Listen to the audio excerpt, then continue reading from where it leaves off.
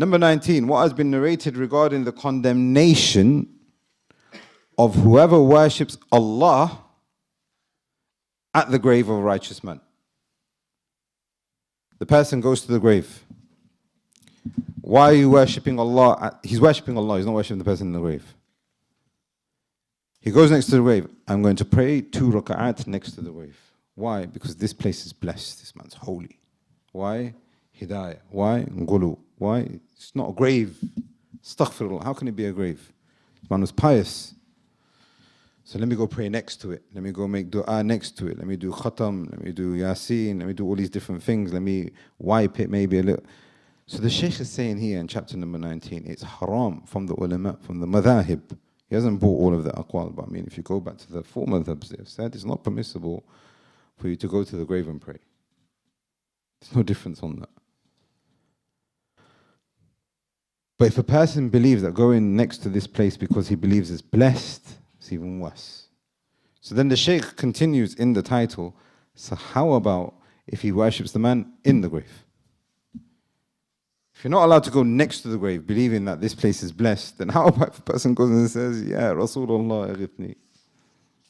The Shaykh says in his commentary here, in this chapter, this comes after, now look at this here now. Chapter number 19. Allah have mercy on the Shaykh, Allah have mercy on the Shaykh, Allah have mercy on the Shaykh. Chapter number 19. And the chapters that come afterwards until we get to Sihr, all of them are concerning Muhammad sallallahu alayhi wasallam's concern and worry for you. He was worried about all of us. Whether you're from Libya, or you're from Somalia, or you're from Bangladesh, or you're from Pakistan. Have I missed anyone out? Nigeria, or doesn't matter where you're from, he was worried about all of us. What was he worried about? La ilaha illallah. What's the evidence? Now look at the ajib thing in this now here. In chapter 19, all the way to chapter 22, most of these narrations that the author brings for us happen when he's just about to die. Now, Allah give us a good end. But I know that if you've got a headache and you're not feeling well, akhi, your akhlaq goes down the drain. Really, doesn't it? As in, like, there's no patience, it's snappy. It's human nature, wallah, it's human nature. I'm not justifying it, you need to rectify it. But my point here is, when you're stressed out a little bit, when your health is, it's a time of sabr, it's a time where you're just trying to just survive yourself. What's he saying? In a Sahih, Aisha radiallahu anha said that when the Messenger of Allah sallallahu was not well, some of the wives, they came to the Messenger of Allah ﷺ and they started describing the churches that they saw in Abyssinia. Messenger of Allah ﷺ is laying there, he's not well. They've come to visit him and they're just chatting, just like you would probably do. Like you've gone to visit the person, oh, yeah, remember we did this, remember we did that. Now, from this, the ulama have said, now again, we see a lot of khair in hadith.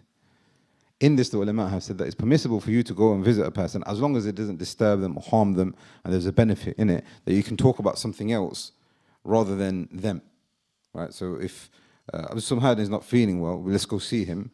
Akhi, bring him some chocolate, bring him some, I don't know, whatever he likes, etc.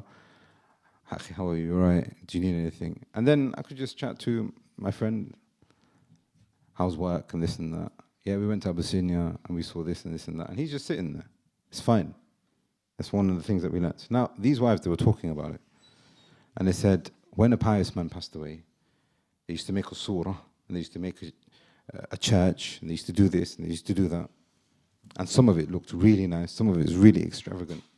The Messenger of Allah sallallahu alayhi wasallam, when he is not well, and it transpires that he's going to die because of this illness, the Messenger of Allah sallallahu alayhi wasallam said, "Inni awaq bi awaqatayn min rajulin minkum," meaning I have twice the fever of normal men. What's the fever? 42 degrees. So he's now, how hot is he? 84 degrees, easy. To the point Anas bin Malik is saying here, when you touch him from on top of the towel, you can feel the heat. Headaches. He's so hot, he's passing out. He wakes up again when they've poured water over his face, etc. What's he saying, sallallahu alayhi wasallam? Get me more water.